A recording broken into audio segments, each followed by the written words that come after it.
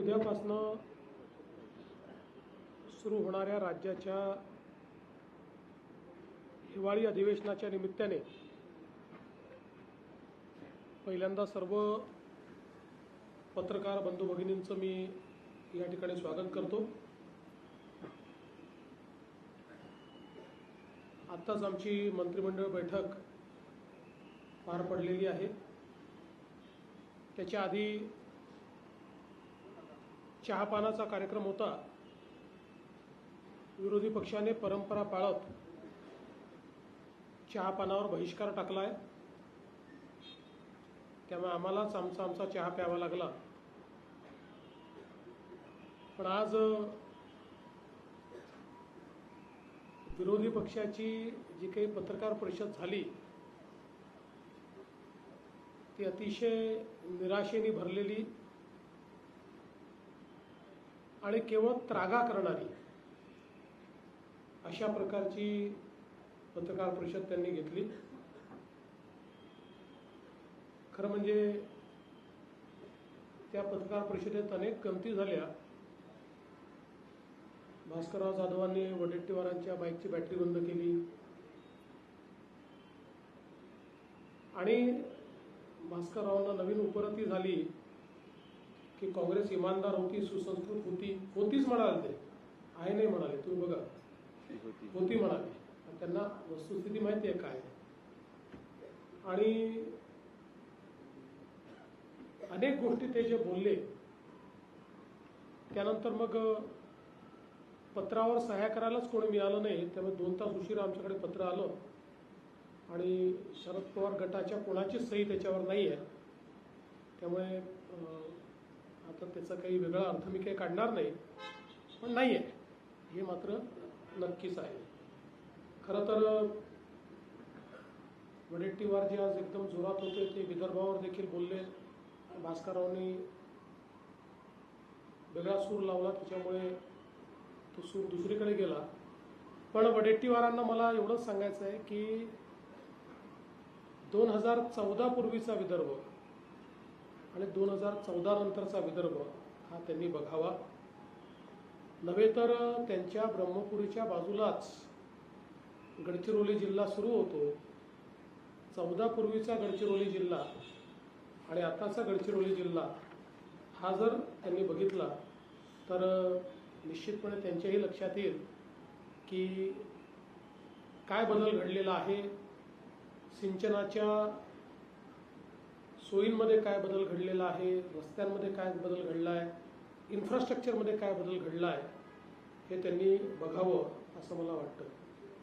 खरं तर एकूण आपण जर बघितलं तर कोणावरच आता आमच्या विरोधी पक्षाचा विश्वास उरला नाही। सुप्रीम कोर्ट, निवडणूक आयोग, पीठासीन अध्यक्ष, सभापती अशा सगळ्या संवैधानिक जेवढ्या इन्स्टिट्यूशन्स आहेत, संस्था आहेत, त्यांच्यावर आग पकड करण्याचं काम हे ते करतायत। खरं म्हणजे राज्याच्या आर्थिक स्थितीवर देखील राज्य दिवाळखोर झालं। आता मला माहिती आहे की त्यांना राज्य दिवाळखोर दाखवायची घाई झालेली आहे, पण मी त्यांना स्पष्टपणे सांगतो की राज्याची आर्थिक स्थिती ही जरी ओढताणीची असली तरी राज्य कुठेही दिवाळखोरीकडे चाललेलं नाही। किंबहुना देशाच्या मोठ्या राज्यांमध्ये आजही सर्वात निकषांमध्ये चालणारी अर्थव्यवस्था ही महाराष्ट्राची अर्थव्यवस्था आहे।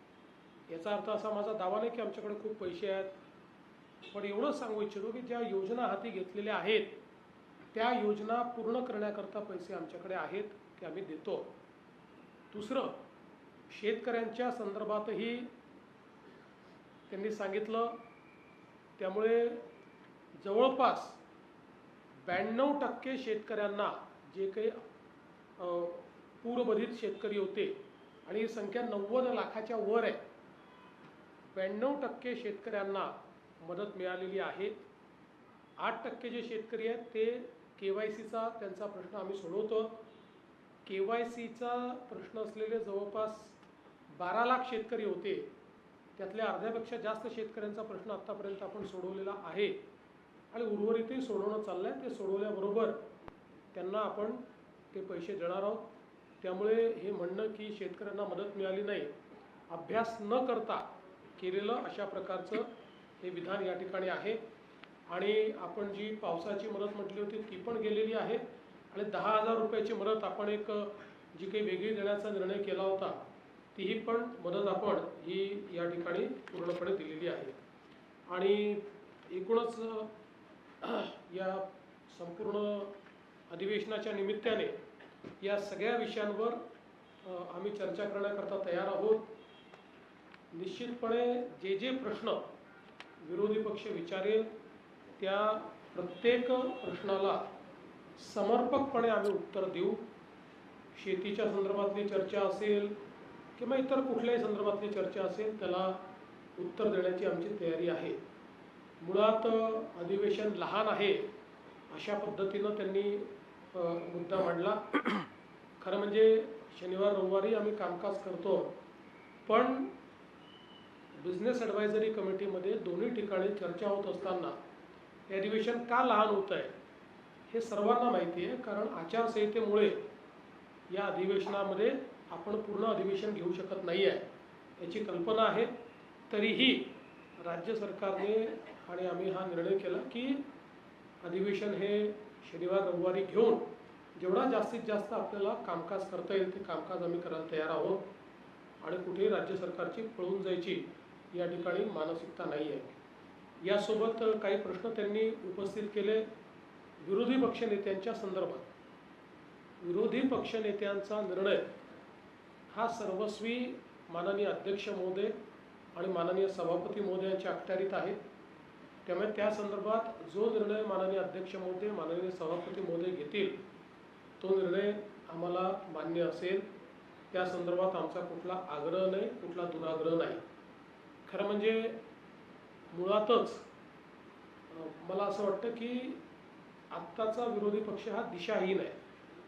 मुद्दे देखील नाहीत आणि मुद्दे रेटून नेण्याकरता त्या ठिकाणी जे करावं लागतं ते करण्याची इच्छाशक्ती देखील विरोधी पक्षामध्ये दिसत नाही. आणि म्हणून हे अधिवेशन आम्ही चांगल्या पद्धतीनं पार पाडू. जेवढे कामकाजाचे दिवस आणि आपल्याला कल्पना आहे की नागपूरच्या अधिवेशनामध्ये शेवटी आम्ही जे कामकाज करतो ते दुप्पट करतो. कारण नागपूरचं अधिवेशन हे सकाळी लवकर सुरू होतं, रात्री उशिरापर्यंत चालतं. त्यामुळे दिवसाला 5 तास काम करणं अपेक्षित असतं, पण 10 तासाच्या वर काम प्रत्येक दिवशी नागपूरच्या अधिवेशनामध्ये साधारणपणे आम्ही करत असतो. त्यामुळे कुठेही कामकाजाचे तास कमी होतील असं मला या ठिकाणी वाटत नाही. एक निश्चितपणे गोष्ट, कारण नाहीतर आम्ही दोघंच दिसतोय आणि अजितदादा दिसत नाही याच्यावरच बातमी व्हायची, म्हणून सांगतो की अजितदादा बहारेनला होते, ते आता पुण्यामध्ये लँड झाले आहेत. मुळामध्ये जी काही आपल्याकडे थोडा मध्ये हा जो क्रायसिस झाला त्याच्यामुळे त्यांनाही उतरायला उशीर झाला, ते उशिरा उतरले आहेत पुण्यामध्ये आणि म्हणून ते पोहोचू शकले नाहीत. आता त्यांचा फोन आला होता, ते आता पुण्याहून निघत आहेत. त्यामुळे रात्री 9-9:30 पर्यंत ते नागपूरमध्ये येतील आणि म्हणूनच ते या ठिकाणी हजर नाही आहेत.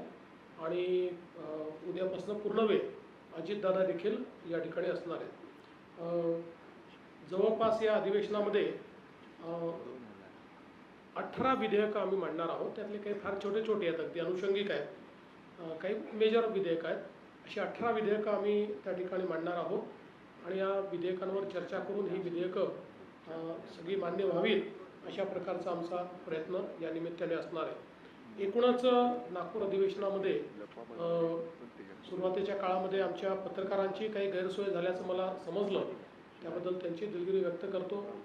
पण कोणीतरी कोर्टात जातं आणि मग काय काय होतं हे आपल्याला माहिती आहे, पण आता त्यातनंही आपण जो काही तो मार्ग काढलेला आहे आणि एक चांगलं अधिवेशन, जनतेच्या आशा आकांक्षा पूर्ण करणारं अधिवेशन करण्याचा आमचा प्रयत्न असेल. आणि विशेषतः नागपूर अधिवेशनामध्ये विदर्भ मराठवाड्यावर जास्तीत जास्त चर्चा व्हावी ही जी अपेक्षा आहे त्या अपेक्षेअनुरूप सत्तारूढ पक्ष तरी त्याच्यावर जास्तीत जास्त चर्चा घडवण्याचा प्रयत्न करेल.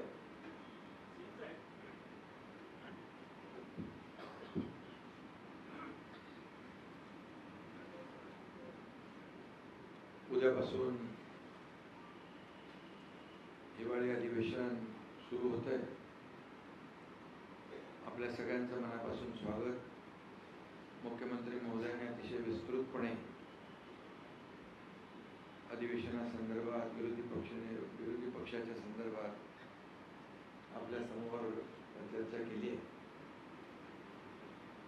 महायुती सरकारच्या जो कार्यकाळ आहे 3.5 वर्ष होत आहे आणि आमच्या दुसऱ्या इनिंगला काल परवा 1 वर्ष देखील झाली आणि दुसऱ्या इनिंगचं आपलं हे दुसरं हिवाळी अधिवेशन आहे. त्यामुळे आपल्या सगळ्यांचं पुन्हा एकदा स्वागत करतो. कालावधी कमी असला तरी सुद्धा विदर्भातल्या प्रश्नांना न्याय मिळाला पाहिजे अशी शासनाची भूमिका आहे आणि विदर्भाच्या प्रश्नांवर आता जसं मुख्यमंत्री महोदयांनी सांगितलं की विरोधकांनी चर्चा खरी म्हणजे विदर्भाच्यावर घडवली पाहिजे, परंतु सत्ताधारी पक्ष मात्र विदर्भातल्या अधिवेशनामध्ये विदर्भाच्या प्रश्नांना, समस्यांना, विकासाला न्याय देईल आणि चहापानावर तर त्यांचा जो काही बहिष्कार तो त्यांनी प्रोटोकॉल मेंटेन ठेवलेला आहे बहिष्कार घालण्याचा, त्याबद्दल मी काय बोलू इच्छित नाही. पण एकंदरीत गेल्या आमच्या पहिल्या महायुतीच्या इनिंग मध्ये विरोधक फार जोरात होते. रोज तिकडे आंदोलन, अधिवेशनात, पायऱ्यांवर, सभागृहात कमी, पण बाहेर त्यांना आंदोलन करणं आणि तुम्ही सगळं त्यांचं टिप्पण करत होते, त्याच्यामध्ये आनंद मानत होते. ते आमची एवढीच भूमिका आहे की अधिवेशन हे लोकांच्या, जनतेच्या प्रश्नांना न्याय देण्यासाठी, वाचा फोडण्यासाठी आणि सरकारकडून न्याय मिळवून घेण्यासाठी असतं. परंतु विरोधकांना त्याच्यामध्ये काही स्वारस्य राहिलेलं नाही आणि त्यांना फक्त पायऱ्यांवर स्टंट करण्यामध्ये धन्यता ते मानतात. मी एवढंच सांगेन की यावेळचा विरोधी पक्ष अतिशय निष्प्रभ दिसतोय. म्हणजे त्यांची परिस्थिती, जी मी काय कोणाला कमी लेखत नाही, मी कोणावर अशी टीका करत नाही, परंतु अतिशय जी काही अवस्था आहे ती आपण पाहतोय. आणि झालेल्या निवडणुकांमध्ये देखील पत्रकारांनीच विचारलं की महाविकास आघाडीचे कुठे आहे, आपणच फिरत होतो ना सगळीकडे प्रचारामध्ये, पण म्हणजे नेते सगळे आपल्या घरात होते आणि कार्यकर्ते आपले सगळे वाऱ्यावर होते. कार्यकर्त्यांची निवडणूक होती आणि निवडणूक आयोग, कोर्ट याला नेहमी दूषणं देणारे, खरं म्हणजे ही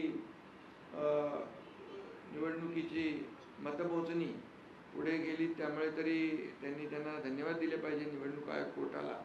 नाहीतर अशी परिस्थिती असती की अधिवेशनामध्ये फार वाईट परिस्थिती झाली असती. कारण महायुती आम्ही काही ठिकाणी एकत्र लढलो, काही ठिकाणी वेगवेगळे लढलो, मैत्रीपूर्ण निवडणूक झाली आणि महायुतीला जवळपास 70-75% त्याहीपेक्षा जास्तीचं यश मिळेल अशी परिस्थिती राज्यामध्ये आहे. काय मीही फिरलो, देवेंद्रजी, अजितदादाही फिरले, त्यामुळे मी जिकडे जिकडे फिरलो तिथली परिस्थिती अशी आहे. आणि म्हणून विरोधी पक्ष या ठिकाणी या अधिवेशनामध्ये किती विदर्भाचे प्रश्न उपस्थित करतो माहीत नाही, परंतु आमची सरकारची पूर्णपणे तयारी आहे. यामध्ये शेतकऱ्यांचे प्रश्न असतील, सिंचनाचे प्रश्न असतील, आरोग्य, बेरोजगारी, या सर्व प्रश्नांवर या ठिकाणी त्यांनी चर्चा उपस्थित करावी. सरकार पूर्णपणे त्यांच्या चर्चेला उत्तर देईल. जरी विरोधी पक्ष संख्येने कमी असला तरी सुद्धा आम्ही त्यांना अंडर एस्टिमेट नाही करत आणि त्यांना आम्ही गांभीर्यानेच घेऊ. तसं म्हणजे आम्ही लोकशाहीमध्ये विरोधी पक्षाला देखील त्यांचाही मान सन्मान ठेवणारे आहोत. फक्त एकच आहे की लोकांच्या प्रश्न राहिले बाजूला, विरोधी पक्षनेता द्या, विरोधी पक्षनेता का देत नाही, विरोधी पक्षनेता का. मुख्यमंत्र्यांनी सांगितलं होतं की ते अधिकार अध्यक्ष आणि सभापतींचे आहेत. पण जनतेने त्यांना जे काही नाकारलं, झिडकारलं, विरोधी पक्ष नेता बनणे एवढं पण संख्याबळ नाही दिलं. त्यांनी आत्मचिंतन, आत्मपरीक्षण केलं पाहिजे. लोकसभेमध्ये पण गेल्या मागच्या वेळेस विरोधी पक्षनेता संख्याबळ नव्हता म्हणून नाही मिळालं. यावेळेस लोकसभेत विरोधी पक्षनेता मिळाला. त्यामुळे त्यांनी प्रयत्न केला पाहिजे पुढच्या वेळेसाठी की विरोधी पक्ष नेते एवढे तरी संख्याबळ कसं मिळता येईल. संख्याबळ मिळवा आणि कमवा आणि विरोधी पक्ष मिळवा. पण तरी सुद्धा हा अधिकार पूर्णपणे अध्यक्षांचा आणि सभापतींचा आहे. आमचा कुठलाही त्याला विरोध नाही आणि आम्ही कुठल्याही परिस्थितीमध्ये या ठिकाणी जे काही लोकशाहीमध्ये जे आपल्याला करायचं आहे किंवा जे काही निर्णय घ्यायचे, लोकशाही मानणारे आम्ही आहोत आणि त्यामुळेच 2.5 वर्षामध्ये जे महायुतीने काम केलं त्याची फलश्रुती विधानसभेच्या झालेल्या निवडणुकीत आम्ही टीम म्हणून काम केलं, त्याची फलश्रुती पाहिली. कारण अनेक जे काही स्पीड ब्रेकर टाकले होते महाविकास आघाडीने ते आम्ही उखडून टाकले, लोकाभिमुख कल्याणकारी योजना केल्या आणि त्यामुळेच या राज्यामध्ये लँडस्लाईड मॅन्डेट मिळालं. देवेंद्रजी आता मुख्यमंत्री आणि आम्ही ते टीम म्हणून काम करतोय. आपण 1 वर्षाचा देखील पाहिलं की जो कार्यकाळ, 1 वर्षातले निर्णय पाहिले, 2.5 वर्षाचे निर्णय पाहिले, 3.5 वर्षामध्ये जे काय काम केलेलं आहे ते जनतेसमोर आहे आणि त्यामुळे हा लेखाजोखा जो आहे हा जनतेसमोर आहे. विरोधी पक्षाकडून आम्हाला एवढीच अपेक्षा आहे की लोकांचे प्रश्न मांडा. हे काय विरोधी पक्ष नेत्याच्या खुर्चीसाठी, आमची लढाई खुर्चीसाठी कधीच नव्हती. आमचा अजेंडा खुर्ची नाही आहे. आमचा अजेंडा लोकांनी, ज्या लोकांनी आम्हाला खुर्चीत बसवलं आहे त्या लोकांचे प्रश्न सोडवणे, त्यांना त्या समस्यांचा उलगडा करणे, त्यांना न्याय देणं हा आमचा अजेंडा आहे. आणि त्यामुळे निवडणुका झाल्या आम्ही ताबडतोब कामाला लागलो. कुठला आपला एक पहिला प्रकल्प आपण तिथं गेलो, हे निवडणुका झाल्या आता मुंबईमध्ये ऑरेंज गेट तो टनेल आम्ही ताबडतोब काम सुरू केलं. त्यामुळे आम्ही काम करणारे आहोत. ते स्पीड ब्रेकर टाकणारे, त्यांचा पाय ब्रेकवर आहे, आमचा पाय एक्सिलेटरवर आहे आणि त्यामुळे विकासाचं जे काय आम्ही काम पुढे नेतोय याच्यातून विरोधी पक्षाने थोडा बोध घेतला पाहिजे. हे काय सारखं जळजळ मळमळ जळी स्थळी, आता काय ते विरोधी पक्षनेता देत नाही मग उपमुख्यमंत्री पद रद्द करा. अरे मी मुख्यमंत्री होतो तेव्हाही मला घटनाबाह्य मुख्यमंत्री म्हणायचे, आता उपमुख्यमंत्री आताही घटनाबाह्य. अरे काय लावलंय? इतक्या वर्षाचा अभ्यास तरी करा. इतक्या वर्ष राज्यामध्ये काय काय कुठली पदं होती आणि कसा कारभार चालला. महाविकास आघाडीमध्ये आणि उपमुख्यमंत्री पद होतं ते काय घटनाबाह्य होतं का? इतक्या वर्षाचं जी काय पद आहे ती घटनाबाह्य आहे. थोडा अभ्यास करून कायद्याचा मागचे रेफरन्स सगळ्या गोष्टी माहिती घेऊन बोललं पाहिजे. फक्त आपला एकच जळीस तळी काष्टी पासेन एकनाथ शिंदे. अरे आणि मी तर काय कामातून उत्तर देतो आणि मी आरोपाला टीकेने उत्तर देतच नाही. म्हणून तर जे काही महाराष्ट्रामध्ये लोकांनी मॅन्डेट दिलेलं आहे, कामाला दिलेलं आहे, कामाची पोस्ट होते. आम्ही तिघही काम करतोय, डे नाईट काम करतोय, घरी बसत नाही. आणि त्यामुळे याचं आत्मचिंतन करावं आणि आत्मपरीक्षण करावं आणि नंतर बोलावं. आणि कोण बोलतंय? अरे विधानसभेत पूर्ण अधिवेशनात पूर्ण वेळ तरी बसा आणि मग बोला. त्यामुळे मी जास्त काय बोलत नाही आणि यामध्ये मुख्यमंत्री महोदयांनी अनेक गोष्टींना इथं त्याचा उहापोह केलेला आहे. आम्हाला हे अधिवेशन विदर्भात आहे. कमी कालावधी असला तरी सुद्धा त्याच्यात अनेक विधेयकं, अनेक या विदर्भासाठी निर्णय सरकार घेणार आहे. बिलकुल सरकार सगळ्या चर्चेला उत्तर द्यायला तयार आहे. विरोधी पक्षाने फक्त सभागृहात येऊन भांडलं पाहिजे आणि फक्त अधिवेशनामध्ये येऊन फक्त आपली कोणीतरी दखल घेईल आणि मीडियामध्ये आपण सारखे दिसत राहू, यासाठी हे अधिवेशन नाही. हे अधिवेशन विदर्भाच्या जनतेला न्याय देण्यासाठी आहे. आणि तो न्याय सरकार देईल.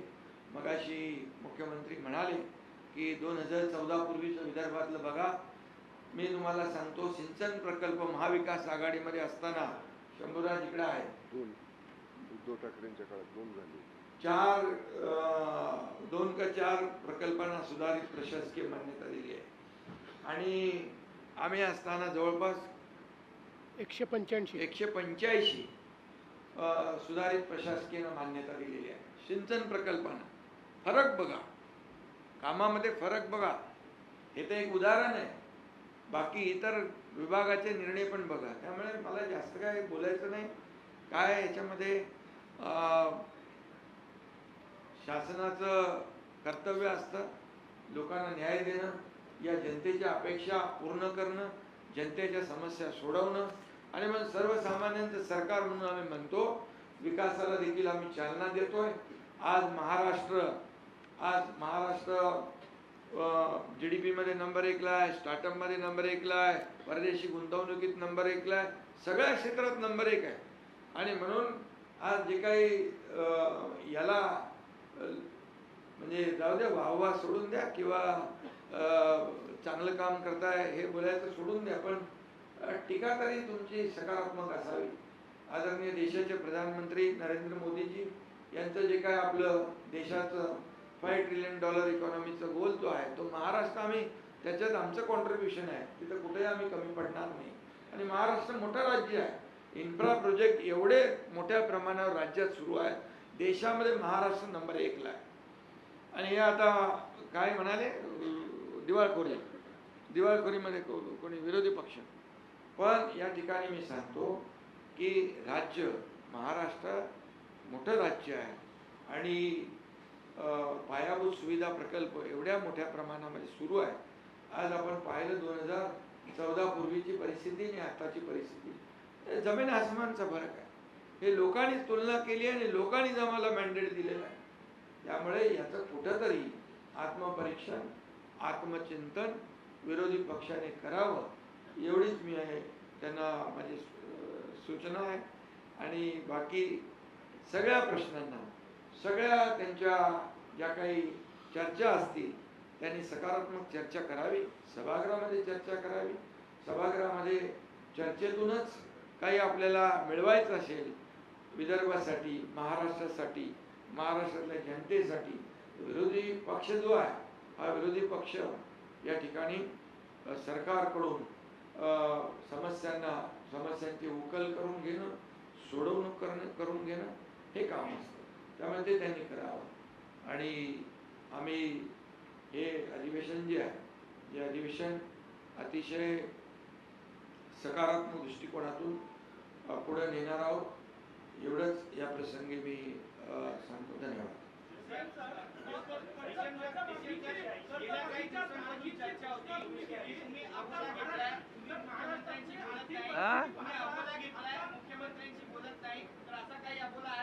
आता आम्ही काय करतो, रोज एकमेकांना फोन करतो ना, त्याचं तुम्हाला रेकॉर्डिंग पाठवतो. नाहीतर मग रोज फोटो टाकून इंस्टाग्रामवर टाकतो, नाहीतर मग हास्य जत्रेला झाला.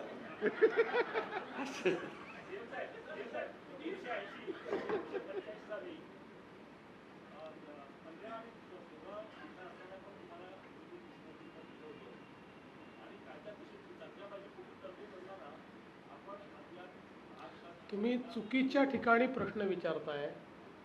याचा निर्णय घेणारे आम्ही नाही. याचा निर्णय घेणारे सभापती आणि अध्यक्षच याचा निर्णय घेऊ शकतात. त्याचा निर्णय आम्ही घेऊ शकत नाही.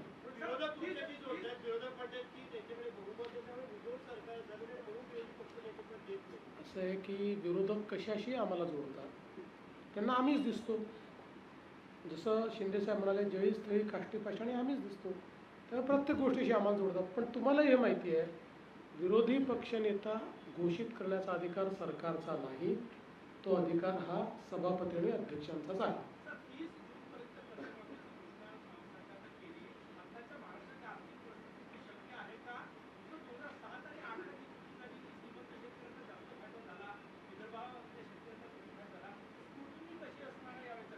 असं आहे की आता परवडो का न परवडो, एकदा करायचं ठरलं तर करायचं.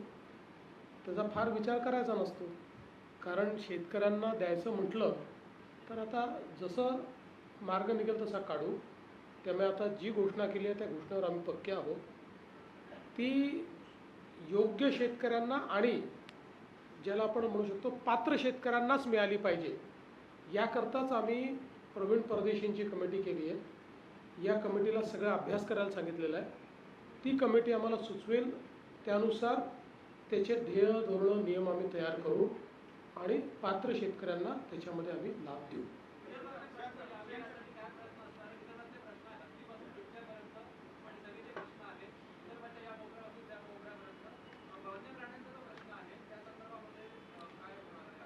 निश्चितपणे वन्य प्राण्यांच्या प्रश्नावरही आम्ही समर्पक उत्तर देऊ. कारण त्या संदर्भात एक पॉलिसी आपण तयार केलेली आहे. वाघाच्या संदर्भातली पॉलिसी तयार केली आहे, हत्तीच्या संदर्भातली तयार केली आहे, बिबट्यांच्या संदर्भातली केली आहे. तर त्याचं योग्य उत्तर हे आपण त्या ठिकाणी देऊ. आणि मी सांगतो की सत्तारूढ पक्षाच्या वतीनं तर आमचा प्रयत्न असेल की विदर्भातले आणि सोबत मराठवाडा जोडतो मी, कारण मागास भाग जो काही आपला ज्याला म्हणतो आपण, असा जो सगळा त्या भागातले प्रश्न सुटले पाहिजे म्हणून हे अधिवेशन आहे. त्यामुळे विदर्भ मराठवाड्यातले जास्तीत जास्त प्रश्न लागावेत असा आमचा सत्तारूढ पार्टी म्हणून प्रयत्न असेल. तसंच विरोधी पक्षांनी प्रयत्न करावा.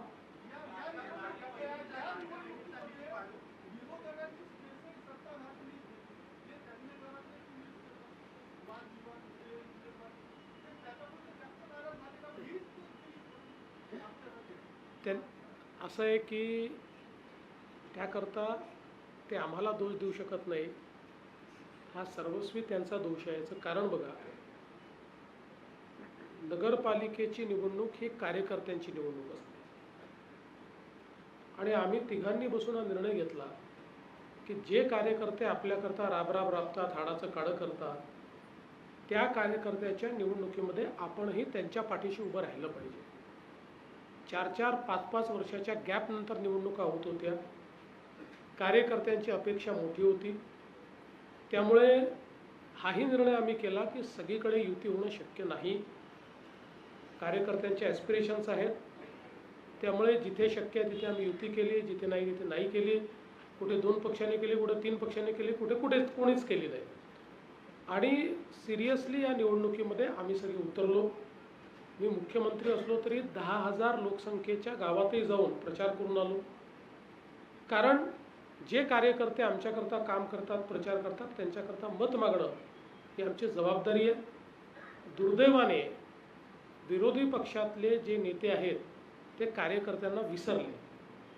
त्यांचे कार्यकर्ते लढत नव्हते का? लढत होते. कार्यकर्ते लढले, त्यांनी निवडणुका लढल्याच. पण नेत्यांनी मात्र कार्यकर्त्यांना वाऱ्यावर सोडलं. कार्यकर्त्यांकरता ते मैदानात उतरले नाहीत. आणि याचं एकमेव कारण होतं की पुढची भीती होती त्यांना, हारण्याची भीती होती. जसं त्या ठिकाणी समजा या निवडणुकीत हारलो तर मग आता जे काही आपल्या महानगरपालिकेमध्ये ब्रँड ठाकरे दाखवायचा आहे, मग उबाठा दाखवायची आहे, मग NCP SP दाखवायची आहे आणि आम्ही कसे जिंकणार आहोत, त्याचा फुगा फुटेल, काँग्रेसचा फुगा फुटेल म्हणून यांनी हिंमत केली नाही आणि म्हणून हे उतरले नाही. हे सस्पष्ट आहे.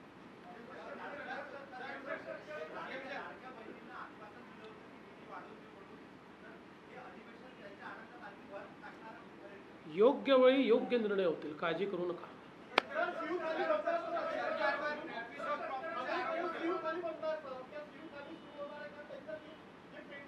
जेवढ्या ठिकाणी शिवथाळी चालली आहे ती सगळी चालू राहील. त्यांची बिलही आम्ही देतो. नव्याने आता केंद्र उघडत नाही आहोत, पण जे केंद्र उघडलेले आहेत ते सगळे चालवणार. काय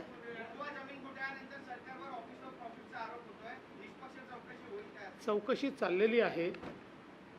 काही लोकांना असं वाटतं की आज सांगितलं की उद्या उत्तर यावं, असं नसतं. चौकशी नीट करावी लागते.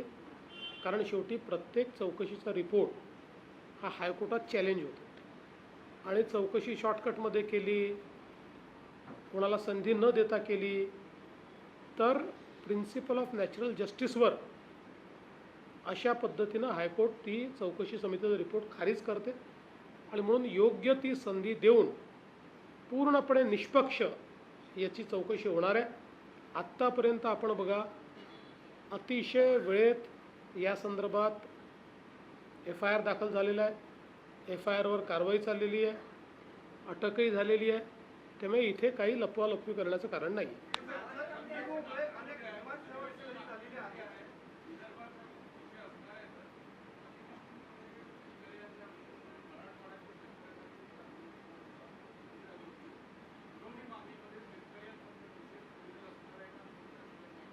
आम्ही त्याचे पैसे ऑलरेडी देऊनच टाकले आहेत.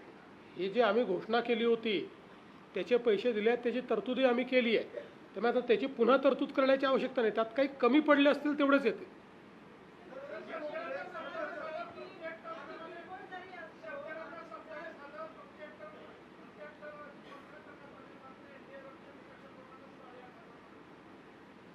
जर आम्ही जे सांगितलं ते नीट आपण ऐकलं आणि काय घडलं आहे बघितलं तर आपल्या लक्षात येईल. NDRFच्या निकषाप्रमाणे पैसे दिले, त्याच्यासोबत 10,000 रुपये वेगळे दिले आणि त्याच्यासोबत खरडून गेलेल्या जमिनीकरता वेगळे दिले, विहिरीकरता वेगळे दिले.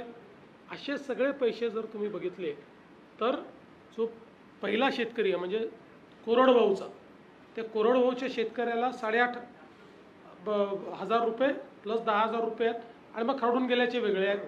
त्याच्यावरचा जो शेतकरी आहे बागायती त्याला 22,000 प्लस 10,000 आहेत म्हणजे 32,000 आहेत त्याला. आणि मधला जो हंगामी बागायती आहे त्याला 17,500 आणि 10,000 असे 27,000 आहेत. तसे दिले.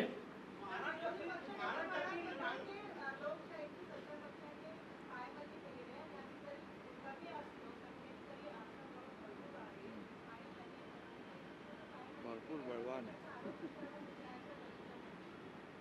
खरं म्हणजे लोकशाहीवर बोलण्याचा त्यांना अधिकारच राहिलेला नाही. याचं कारण भारताच्या संविधानाने तयार केलेल्या एकाही संस्थेवर त्यांचा विश्वास नाही.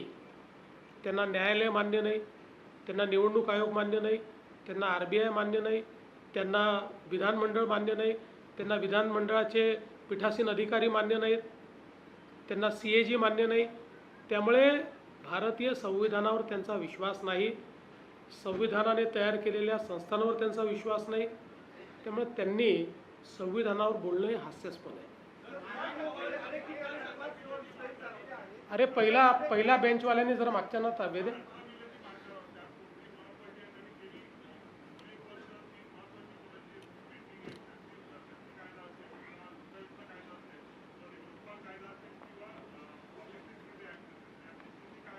नाही, याच्यामध्ये शक्ती विधेयक जे आहे ते आपल्याला माहिती आहे की केंद्र सरकारने ते आपल्याला मागेच परत केलं.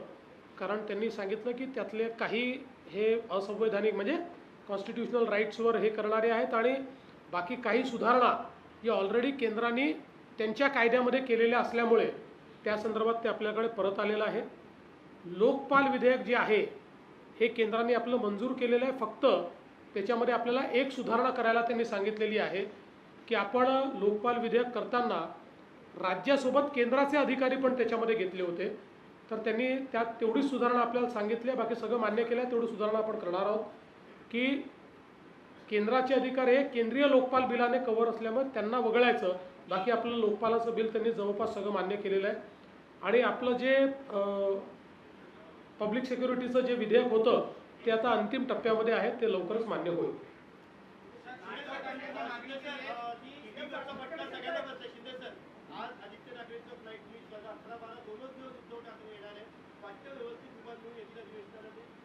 मगाशी मी बोललो ना त्याच्याबद्दल. मग अरे बाबा मी मगाशीच सांगितलं ना, आरोप टीका करायची असेल तर पूर्ण वेळ तर अधिवेशनात बसलं पाहिजे. कारण झालं विमानाचं आता उलट ते कारण चांगलं. उद्धवजी इंडिगोच्या विमानाने फिरत नाही एवढी माहिती जर तुम्हाला आहे. ते ज्या विमानाने फिरतात त्या विमानाला कुठलीही अडचण नाही, ते नीट येऊ शकतं.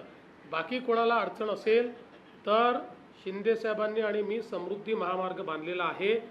गाडी पाहिजे असेल तर पाठवून देतो, गाडीत बसून 7-8 तासात नागपुरात पोहोचता येईल. नाही, खूप लोक समृद्धीने आले. आले. काय नाही, त्याचं उत्तर त्यांना देऊ ना. त्यांनी त्या संदर्भातला मुद्दा विधानसभेत मांडावा, त्याचं उत्तर त्यांना देऊ.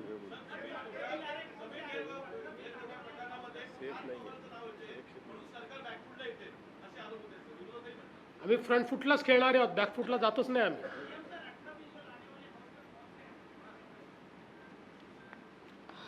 महाराष्ट्र सार्वजनिक विश्वस्त व्यवस्था दुसरी सुधारणा, महाराष्ट्र दुकाने व्यवस्थापना सुधारणा, महाराष्ट्र कृषी उत्पन्न फलन सुधारणा, महाराष्ट्र धारण जमिनीचे तुकडे पाडण्यास प्रतिबंध, महानगरपालिका पाठवून देतो यादी. तुम्हाला त्यांना पाठवा. नाहीतर पटलावर ठेवतो.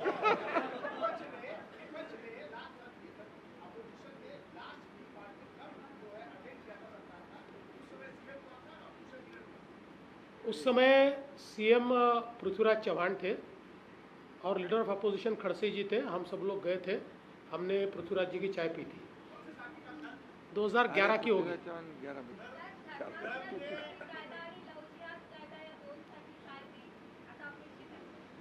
या संदर्भात कमिटी आपण केलेली आहे. माननीय ज्या आपले डीजींच्या अंतर्गत त्याचा रिपोर्ट अंतिम आहे, तो आमच्याकडे येतो आहे.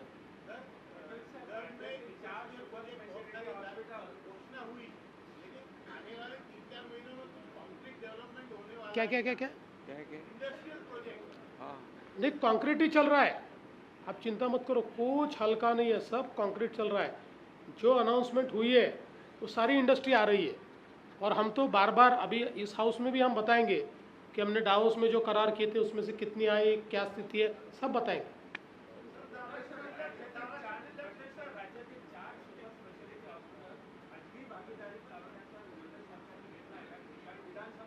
अद्याप तरी असा कुठलाही निर्णय मंत्रिमंडळापुढे आलेला नाही.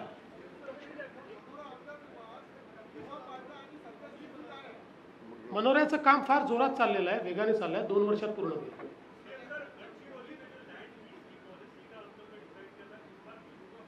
नहीं, हो गया ना, उसको तो उसके लिए कैबिनेट ने निर्णय कर दिया ऑलरेडी.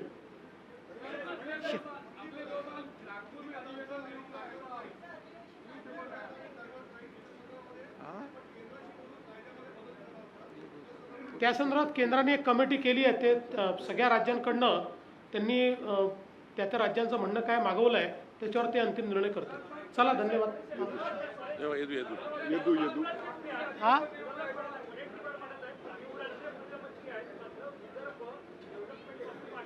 म्हणूनच मी त्यांना सांगितलं जरा बाजूलाच गडचिरोलीला बघा, 14 पूर्वी काय होतं ना आता काय आहे. त्यांचे डोळे बंद आहे, प्रॉब्लेम आहे. काय यदू काय यदू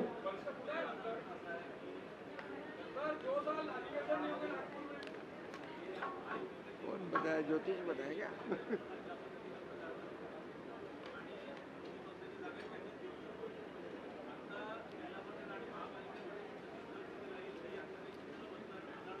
पहिली गोष्ट तर आम्ही जरी एकमेकाच्या विरुद्ध लढत होतो तरी पूर्ण मी आता समजा ज्या काही सभा केल्या 38 आणि अजून 5-6 फोनवर केल्या 42 सभांमध्ये कोणावरच टीका केली नाही. म्हणजे आमच्या मित्रांवर तर प्रश्नच नाही, विरोधी पक्षावरही टीका केली नाही. माझं एकही भाषण दाखवा की मी ज्यात विरोधी पक्षावरही टीका केली आहे. मी फक्त त्या ठिकाणी विकासाचंच त्या ठिकाणी बोललो.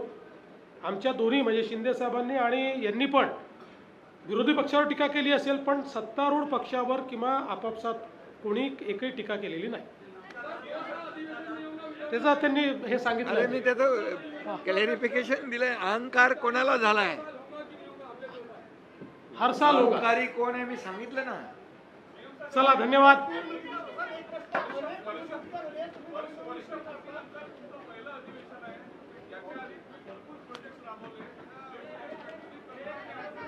तेही पूर्ण करणार आणि नवीनही करणार. धन्यवाद, सगळ्यांचे आभार. महाराष्ट्रातील ताज्या घडामोडी पाहण्यासाठी आजच आपल्या न्यूज 15 मराठी या चॅनलला यूट्यूबवर सबस्क्राईब करा. तसेच इंस्टाग्राम आणि ट्विटरवर फॉलो करायला विसरू नका. न्यूज 15 मराठी, आवाज जनसामान्यांचा.